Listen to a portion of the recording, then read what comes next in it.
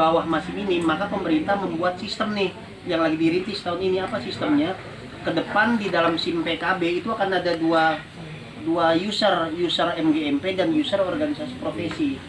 Nah, termasuk organisasi profesi menjadi syarat pencairan tunjangan profesi. Itu satu. Kedua, Permen Pan RB nomor 1 tahun 2023 tentang jabatan fungsional guru, JAFUNG. Nah, itu menyatakan guru sebagai fungsional itu harus ikut organisasi profesi satu.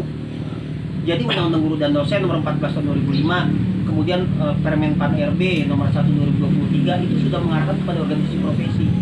Hanya tadi dia belum masuk ke dalam Dapodik. Gitu loh. Dinas-dinas di daerah masih belum paham tentang organisasi profesi, mereka dikenal MGMP. Gitu. Nah, jadi yang kita lakukan sekarang itu adalah proyeksi sebetulnya. Itu satu. Kedua, PGRI organisasi buat organisasi. Tapi PGRI itu terlalu besar, teman-teman itu hanya bisa menjadi anggota. Tapi kalau di aksi, karena basisnya mata pelajaran, teman-teman bisa jadi pengurus. Nah, jadi apa ya, peluang untuk menjadi pejabat di aksi terbuka lebar. Kalau di PGRI jadi prajurit, bahkan penonton. Karena besar, dan di dalamnya ada dosen, ada pensiunan. Nah, saya pun karena keajaiban bisa tembus. Iya. Atau ikut PGRI juga, ikut aksi juga, karena aksi kan berbasis mata pelajaran. Bapak Ibu di PGRI ikut pelatihan, pasti pelatihannya umum. Tapi pelatihan spesifik hanya di aksi tentang sejarah lokal, tentang kurikulum sejarah. Kan gini, secara hakikat tidak semuanya harus dilihat dari Dapodik kan. Yang namanya ikut organisasi profesi itu memang sebuah kewajiban, keharusan. Tidak perlu melihat profit secara materi, tapi kan tadi silaturahmi, kemudian punya relasi nasional. MGP tidak mungkin bisa memiliki relasi nasional, dia lingkupnya hanya kampung halaman. Bapak Ibu hanya tahu daerah Bapak Ibu, padahal Nusa Tenggara juga bangga sama daerahnya. Nah, nggak pernah ketemu, tiba-tiba satu-satunya membanggakan daerahnya, perpecahan. Tapi kalau saling berteman, kemudian ikut keliling Indonesia melalui aksi, nanti semakin terbuka pikirannya. Ini lepas dari materialistik tadi ya, kayak gitu. Tapi kan menambah tali persaudaraan. Gitu. Nah, ini MGMP saya sampaikan itu Mas Ran, katanya kan tidak masuk ke profesi tapi perpanjangan tangan. Iya, MGMP bukan organisasi profesi. Dia komunitas yang didirikan sebagai perpanjangan tangan dinas karena SK-nya dari dinas. Kalau organisasi profesi SK-nya dari Kemenkumham. Dan juga dari hasil kongres. Siapa yang menerima hasil kongres? Ya para pengurus di pusat, provinsi, kabupaten, kota. Itu satu. Yang kedua, MGMP itu dia punya keterbatasan. Dia tidak memiliki fungsi advokasi. Dia tidak memiliki tujuan kesejahteraan perlindungan.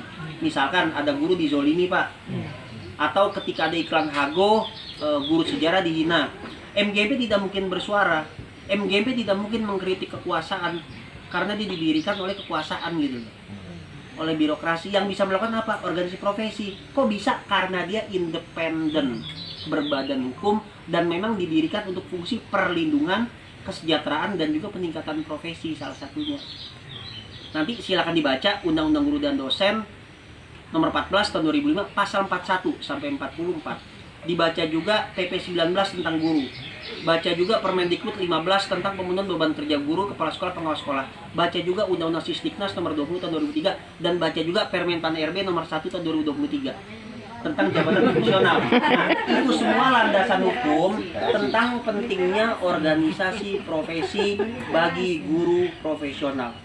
Malah kalau dalam bahasa yang lebih spesifik, saya mau mengatakan seharusnya guru profesional ikut organisasi profesi. Yang ada di organisasi profesi harusnya guru-guru profesional. Siapa guru profesional? Guru yang punya sertifikat pendidik, itu bahasa undang-undang. Jadi pengertian profesional itu dibuktikan oleh kepemilikan sertifikat pendidik.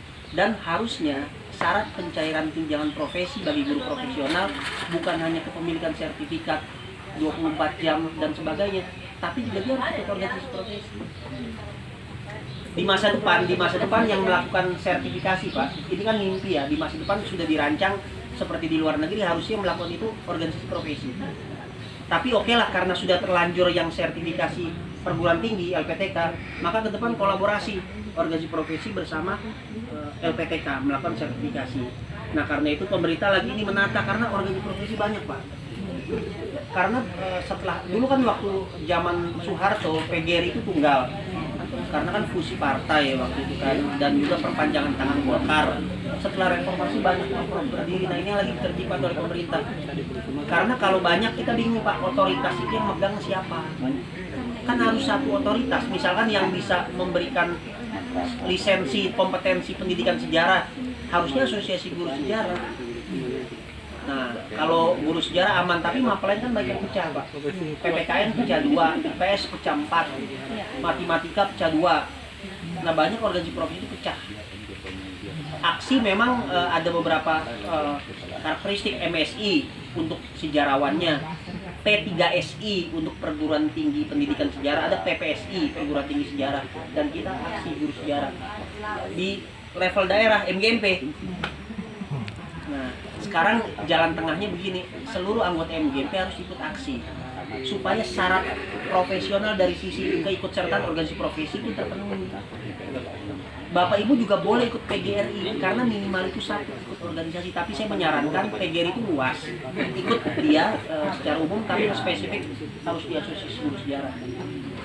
Kalau ditanya ada manfaatnya nggak, ya relatif tergantung partisipasi Bapak Ibu, kontribusi. Tapi yang jelas kasus mata pelajaran sejarah yang dihilangkan di SMA, digeser di SMK itu bukti kalau memang pentingnya yang namanya asosiasi profesi. Tapi di SMK sekarang sudah SMK 3 jam ya, sampai 2 jam sampai kelas 9. Iya, tapi sampai kelas 11 yang lainnya kan Memang MGMP bisa protes tunjangan profesi hilang. MGMP bisa protes mata pelajaran hilang. Mungkin. Makanya seluruh anggota MGMP harus ikut asosiasi guru sejarah, ikut PGRI, sehingga semakin kuat. Kan semakin banyak punya kendaraan semakin bagus. Toh isinya juga kita saja, kan hanya kita berbeda kendaraan untuk, ya kalau mau kondangan makanya Mercy, kalau kondangan nasional aksi. Kan nggak mungkin mau kondangan nasional makainya beca misalkan, karena beca hanya untuk daerah kita, kabupaten kita gitu. Gitu sih. Jadi itu saya rasa sudah clear, jangan dipertentangkan MGMP dengan aksi, justru aksi dibangun dari MGMP. Karena MGMP itu merupakan fondasi. Guru itu kan adanya di kabupaten kota. Yang punya jejari kabupaten kota kan MGMP. Nah, sekarang gimana caranya para pengurus MGMP di daerah itu ikut menjadi anggota aksi. Anggota aksi juga seharusnya ikut MGMP. Sehingga guru sejarah akan memiliki 2 kendaraan MGMP, kendaraan aksi. Dia punya 2 keanggotaan MGMP di kabupaten kota dan juga keanggotaan di aksi. Gitu. Jadi insya Allah MGMP dan aksi dua-duanya penting dan harus saling memperkuat. Tapi